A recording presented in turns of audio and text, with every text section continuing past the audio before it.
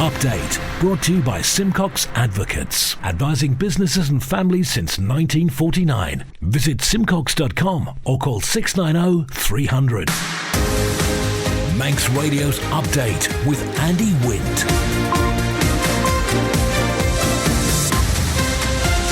Faster my good evening, it's 5:30. This is Update for Thursday, 22nd of June 2023 from Manx Radio. 30 minutes to look at the latest news on the Isle of Man. Background to that news and sport and business and Sea-Watch and travel updates and the newsmakers in person this evening. No new scanners at the Isle of Man airport yet. Welcome back to the Isle of Man's abandoned development, says Charles Gard. Are we keeping up? UCIOM's launched its 5-year plan. Why is there a shortage of driving instructors? And countdown to the Island Games with the ambitious Archers. Man Benham for all your business and legal needs. And first of all, at 29 minutes ahead of 6 o'clock, the Update News headlines. Faster my Dave Moore. Faster my. 2 people from Douglas involved in importing almost £25,000 of cocaine to the Isle of Man in a microwave oven have been jailed. Thomas James McBurney and Kirsty Louise Quilliam were sent to prison today after being sentenced at Douglas Courthouse. A Peel man accused of rape will stand trial. 47-year-old Paul McCormack of Castle Street denies the charge and indecently assaulting the complainant twice on December the 6th, 2020. He's been bailed until June the 30th. An assessment of the Laxey landslide site carried out by the Department of Environment, Food and Agriculture has concluded there are currently no public safety concerns and the issue is now between the landowners to resolve. Tons of earth and stone came down close to the former End Cafe site at the southern end of the promenade in early March, leading to the evacuation of 2 properties. Elsewhere, debris has been found in the search for a missing submersible close to the wreck of the Titanic.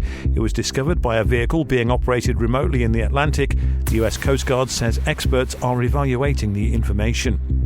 Rishi Sunak has insisted ministers are doing what they can to tackle inflation, saying they're 100% on it. Earlier, the Bank of England raised interest rates for the 13th consecutive time to 5% to try to slow the increasing cost of living. And the United Kingdom government's former chief scientific advisor has told the COVID public inquiry the UK didn't have good enough infrastructure before the pandemic to make vaccines. Sir Patrick Vallance blamed unintentional neglect, which he admitted had very significant consequences. Those are the Update News headlines. The next bulletin is at 6. Man Benham. Contact us by phone, video call, email or face-to-face. We're happy to connect with you.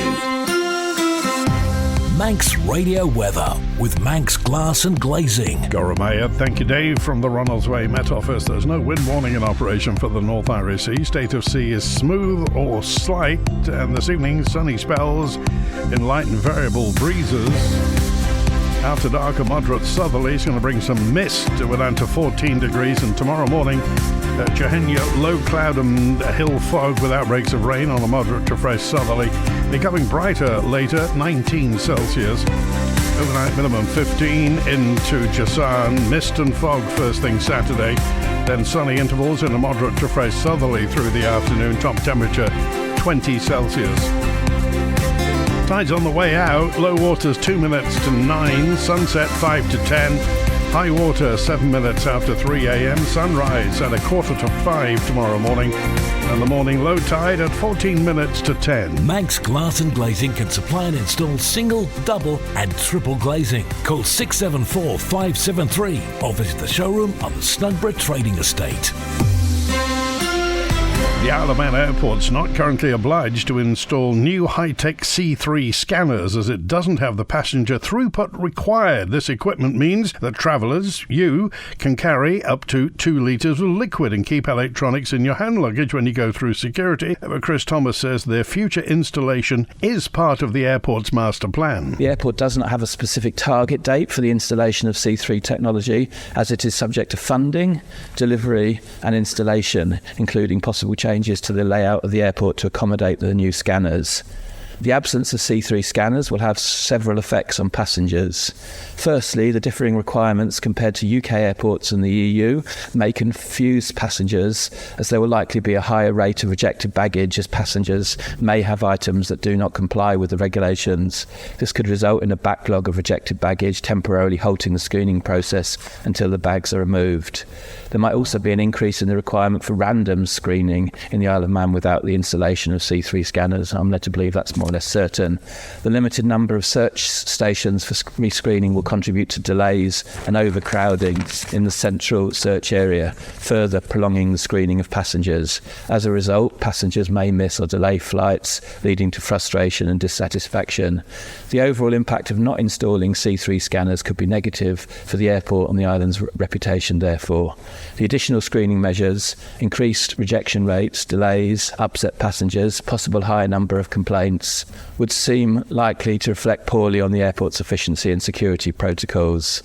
Consistency is valued by passengers, it seems, and any deviation from the requirements of UK and EU airports may lead to dissatisfaction and a negative perception of the island's airport and its overall reputation. The Manx historian Charles Gard has brought out another video highlighting some of the Isle of Man's less than great parts. Welcome Back to the Isle of Man looks at a number of abandoned developments in the capital. Charles Gard told Manx Radio more about it, and Manx people seemed in agreement with him on Man in Line today. The ones that I've highlighted have been hanging around for years, and having done the video last year and members emailing me saying yes, I so agree with you, nothing has been done.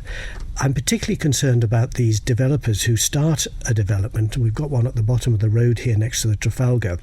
They leave a huge mess, they clear off, and you never see them again. Now, are the government doing anything about this? Why shouldn't a developer like that, who's going to spend millions of pounds, be required to deposit a bond of £100,000 with the government, fully repayable with the interest if the project is completed? If it's not, the government at least have some money to restore that site and put it back in a decent state till the next developer comes along and says he'll have a go. I do think that if we are to try and get these older properties back onto the market and back into habitation, they'll need funding. So if there's a vacant property that's been vacant for many, many years, and after all due diligence has been taken, they can't find the owner, could that be sold in the same way as vacant bank accounts are used to fund good causes? They're making solutions available for the brownfield sites. They're providing funding for that. But on the other hand, of all these 6,000 properties, there's no solutions and funding help to bring them back into use. And that, to me, is wrong. And it's not a local council issue. I think the government needs to put through legislation that says anybody who owns a property that's lying empty for X number of years will be fined. But that money, instead of then going back into another, whatever the local decision is to, I don't know, build a satellite station or something, it will go into fixing the problem. If you have a news story for Manx Radio to investigate and report, email newsroom@manxradio.com or call 682 631 any time of day or night. Faster Mind, 22 minutes before 6. Before I continue, would you permit a little back patting from Manx Radio? Our journalist Siobhan Fletcher's just won Best Interview category for her programme on suicide called Wispicity. It was in London at a UK commercial radio news celebration. The award celebrates the very best of UK commercial radio news in association with Sky News. So we say congratulations to our own Siobhan Fletcher, a winner today. It's important that University College Isle of Man monitors what other higher education providers in the British Isles are offering to keep their curriculum up to date, so says UCIOM's Principal Jessamine Kelly after UCM launched its 5-year strategy. I would say that we really focus on providing a great student experience,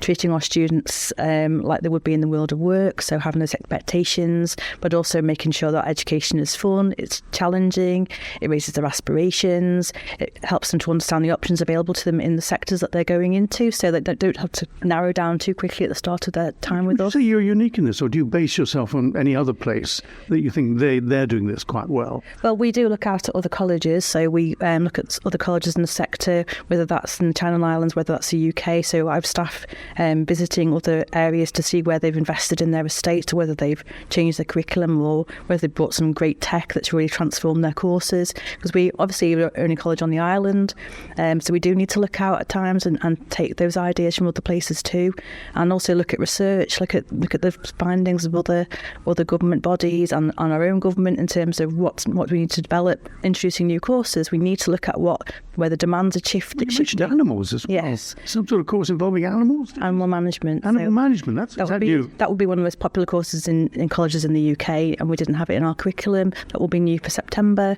and that will enable students to learn how to work with animals safely, how to handle them, about the science of animals. It will help them progress into all sorts of careers, whether it's zoology, veterinary nursing, animal handling, grooming, etc., but with those key skills so they can be responsible and understand what they're doing when they work in that sector. The countdown continues to the 2023 Island Games in Guernsey. This time we're hearing from an ambitious Isle of Man archery team who'll be competing in the Channel Islands. Rhys Moore's one of the 9 squad members and explains how preparations have been. We've had a couple of coaches over from the UK, so the weather fortunately held. We had the team together and we got some really good training in and preparation. The advantage is obviously just getting some new eyes to the situation. We've got some very experienced archers here. They can provide some excellent coaching and look out and help, but sometimes just getting that external set of eyes and knowledge of the equipment. One of the guys we had over, he runs his own archery shop, so it helps from that point of view. He's up to speed with where the equipment's up to, where it should be up to. So just give the one over of the equipment and then another one of the archers themselves, and just a few pointers here and there that sometimes you can come a bit blind to. We're quite fortunate. We've got some archers that have been shooting for a very long time at likes the Island Games and stuff, going back to the 90s and stuff. But then we've also taken some archers. This will be their first games, so it's quite a broad depth of knowledge and experience. Realistically, the Island Games is the highest level that most people will get to go to, because after that, what is it next? The Commonwealth Games, and you've got to be training a lot and be really at the top of your games, whereas I think the Island Games is quite nice in terms of there's a lot of people that do sport, probably they're competitive, but they won't be travelling a lot the way to the UK every weekend. They won't be high level competitiveness where they can go to the Island Games and shoot at a competitive level, but they're kind of just normal people, if that makes sense. What would the Isle of Man archery team class as success, do you think, in Guernsey? Not to get wet, probably be a start, but we've got a good track record of getting medals at games, not to big ourselves up and to touch wood here and there, but we've always been pretty lucky or pretty good to pick up a medal here and there, so I think that's probably the aim again. Sea Watch with the Isle of Man Steam Packet Company. Mothership Ben McCree departed Heysham at 12 minutes past 2. She just eased into the harbour in Douglas, spinning around, going astern onto the link span, discharging and then departing this evening at 7:45, heading for Heysham, getting there at about 11:30. The overnight departure at 2:15 a.m, back to Douglas at 6 tomorrow morning. The high-speed craft Manannan departed Douglas at 11 minutes to 3. She's in Liverpool right now on the link span and will be departing this evening at 7:15, back to Douglas at 10 tonight. Tomorrow morning's departure, 7:15, Manannan heads to Liverpool, 8:45, Ben McCree to Heysham. Like the Steam Packet on Facebook for the latest sailing information. The Department of Infrastructure is aware, it understands there's an industry shortage of driving instructors. However, it doesn't employ them, nor is it responsible for ensuring there are adequate numbers of driving instructors on the Isle of Man. So says the Infrastructure Minister, Chris Thomas MHK, who was asked what action's being taken to ensure that there's an adequate availability of driving instructors. The department does not employ driving instructors, nor is it responsible for ensuring that there are adequate numbers operating in the industry. The department tests, approves and regulates the standards of approved driving instructors, though. Only instructors that are properly qualified and registered by the department are allowed to charge a fee for driving instruction. The register of approved driving instructors and the licensing scheme for trainee instructors are administered under the provisions of the Road Traffic Act 1985 and the Motor Cars Driving Instructors Regulations 2007. Historically, there has been good private sector provision of driving instruction, but post-pandemic, the department understands that there is an industry shortage and that learner drivers are struggling to retain the services of an approved driving instructor. The department has raised these concerns with the Department for Enterprise with a view to it promoting this flexible career opportunity. The department will assist with any inquiries on becoming an approved driving instructor and will continue to work with the Department of Enterprise on attracting more people to join this sector and take up this career. The Department of Infrastructure currently has 20 people going through the process to become an approved driving instructor. Not all of these will pass the examinations required, unfortunately, or Indeed, some may not choose to complete the process. Manx Radio Business Briefing. It's 5:45. Ocado surged today amid speculation it could be a takeover target for Amazon. There's been talk the London-listed online supermarkets being eyed up by technology heavyweights like Amazon. It's understood Amazon could be looking at 800p per share takeover bid, with Goldman Sachs and JP Morgan acting for the bidders. And for a full daily market report, go to RamseyCrookall.com. Pharrell Williams has launched his first men's collection for Louis Vuitton, and it was launched on the Pont Neuf in Paris. His debut got the fashion industry buzzing, possibly attributed to the star power of the musician come creative director, and his guests at the launch, Jay-Z, Beyonce and Rihanna. Pharrell's now hitched to a company that brought in 20 billion euros in sales last year. The Stock Market Report. Brought to you by Ramsey Crookall. UK and European markets closed lower as the Bank of England opted for a more hawkish 50 basis point rate rise. US stocks moved lower, oil futures fell, and gold fell too. The numbers now from Ramsey Crookall. At the close in London, the FTSE 100 down 0.75% at 7,502. The DAX in Frankfurt down 0.2% at the close at 15,988. In New York City, the Dow Jones Industrial fractionally down 0.04% currently at 33,927. The Nasdaq Tech Stocks Index is up 0.6% at 13,586. The S&P 500 in Chicago up 0.1% at 4,371. But the trading day continues over that side of the Atlantic. In the exchange markets, the British pound sterling trading at $1 27.4 cents, €1 16.3 cents,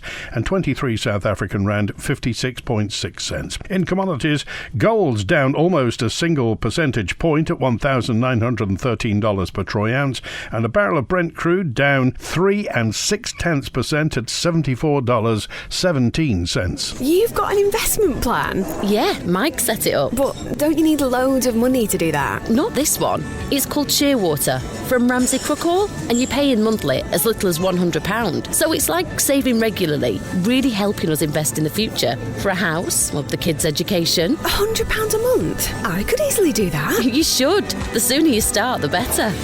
Invest in your future with as little as £100 a month. Shearwater from Ramsey Crookall, the island's investment specialist for 75 years. Call 717171 or visit RamseyCrookall.com. Licensed and regulated by the Isle of Man Financial Services Authority. Ramsey Town Commissioners say they don't want a tarmac road bump to become a permanent fixture in Ramsey. The authority says the road surface is currently made up of granite, which was starting to crack. It's on Parliament Street. The clerk of Ramsey Commissioners, Tim Cowan's been speaking to our local democracy reporter, Emma Draper. But the problem was they had broken up, so there was clear tracks where the vehicles had broken the cobbles up. The cobbles were moving individually, they were breaking up, the thing was absolutely falling apart, creating a trip hazard for people. It couldn't stay. What we've had is it's not just temporary speed bumps, it's the temporary repairs to the tabletops that are there already. They were put in as part of the regeneration of Ramsey, and they were done in like a granite set, and now they've been replaced as a tarmac, and it just looks completely different. I don't want it to be a temporary permanent fix, if that makes sense. Temporary's great, but there needs to be that permanent fix, which is something which is granite sets or very similar to the current tabletops. Do you want to see these removed and then put in permanent ones? Is that what you're looking for the DOI to do? So what they've done is they've put this in as temporaries, and they need to at some point come back, grub them out and put in a nice stone finish as the rest of the tabletops are. Update brought to you by Simcox Advocates, advising businesses and families since 1949. Visit simcox.com or call 690 300. Manx Radio Sport. Faster My sports editor Rob Pritchard. Faster My, good evening. Special Olympics Isle of Man have added more medals to their collection today at the 2023 World Summer Games in Berlin. So far today, Duncan Watterson took gold in the shot put event, whilst his teammate Thomas Dorr took silver in the same discipline during Thursday. Dorr also went on to take a fourth place ribbon in the 200-metre race, an event in which he also claimed a bronze medal earlier this week. There was then more to celebrate for the Isle of Man in the shot put as another silver medal medal was won, this time by Natasha Kegg.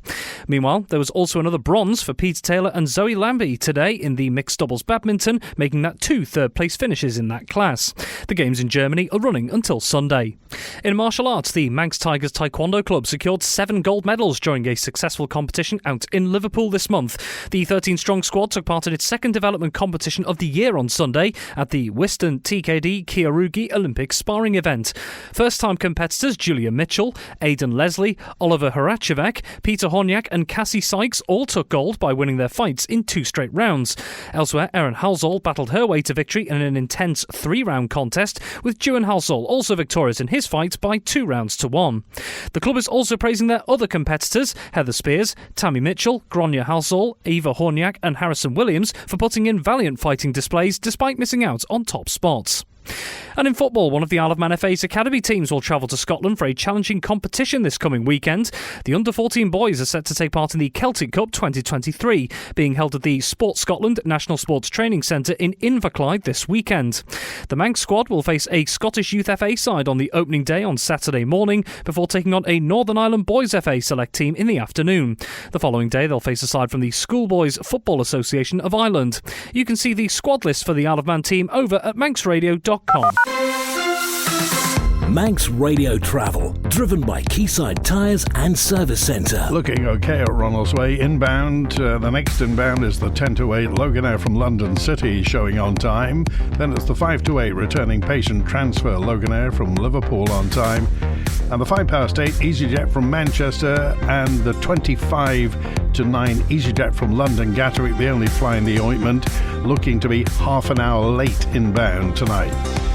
Outbound, 6 o'clock, Loganair to Liverpool, the patient transfer plane on time, the 25 to 9 EasyJet to Manchester on time, and the 9 EasyJet back to London Gatwick, currently with that half-hour delay. On the roads in Glen Helen, temporary lights on the TT course for tree felling, and lights too in Ramsey on Cumberland Road for resurfacing. Ballacollister Road in Lax's closed between Crotty Quill Road and Ransell Hill for resurfacing. You got temporary lights on the main road in Dalby, and the Ballymena Road Jerby's got phase closures for that water main replacement work. In Douglas, temporary lights on Ballacameen Road for resurfacing. In Kirkmichael, temporary lights on the TT course south of Kirkmichael. They're working on a substation. Temporary lights in Braddon on Ballacotcha Crescent, just by the Isle of Man Business Park for water main work. In Sulby, temporary lights on the Strait for duct installation. And East Keys closed in Peel between the House of Manannan and the road bridge. They're working on the roads and pavement. H&H Motorcycles.im for all your motorcycle requirements. Southgate Industrial Estate, opposite Quayside Tyres. Call 665646. Faster Mike, good evening. Thanks for tuning in to Manx Radio. We are 60 years old next year. Manx Radio has been on the air from the Isle of Man to the Isle of Man since 1964. Young people are invited to find out more about jobs connected with the sea at an upcoming Maritime Careers Fair. The story from award-winning Siobhan Fletcher. The event, organised by the Isle of Man Maritime Sector, is described as an opportunity to explore on land and at sea options for careers in maritime. It's intended for students in Year 9 and above. The sector, which enables 95% of the UK's global trade, is expected to double in size to $3 trillion by 2030. It's hoped the fair can also provide a platform to highlight the work done by the RNLI, harbours, Coast Guard and yacht clubs here on the island. Exhibitors already confirmed for the event include the Steam Packet Company, the Royal Navy and Royal Marines, the Sea Cadets, the Isle of Man Ship Registry and the Manx Wildlife Trust. The Careers Fair will be held on Saturday the 1st of July from 11am until 3pm at the Villa Marina. There's more information at manxradio.com. Update brought to you by Simcox Advocates. Remember, like Manx Radio on Facebook, subscribe to our YouTube channel, and also if you use Twitter or LinkedIn, follow Manx Radio. 2 people from Douglas involved in importing almost £25,000 worth of cocaine to the Isle of Man in a microwave have been jailed. In Douglas Court for Manx Radio, Tessa Hawley. Thomas James McBurney and Kirsty Louise Quilliam were sent to prison today after being sentenced at Douglas Courthouse.